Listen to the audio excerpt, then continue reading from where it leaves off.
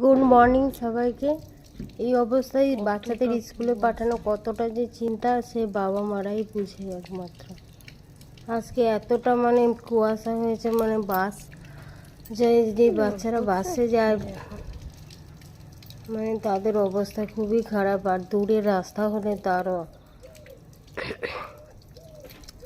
আমার ছেলে মেয়ের স্কুল যেতে 1.5 ঘন্টা লাগে, এই হাইওয়ে দিয়ে যায়। আর ট্রাক ওই সব চলে, কি ভয়ের বাবা।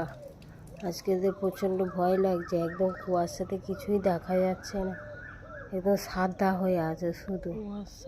আজকেই বেশি মনে হচ্ছে কুয়াশাটা হয়েছে, পুরো সাদা হয়ে আছে, কিছুই দেখা যাচ্ছে না।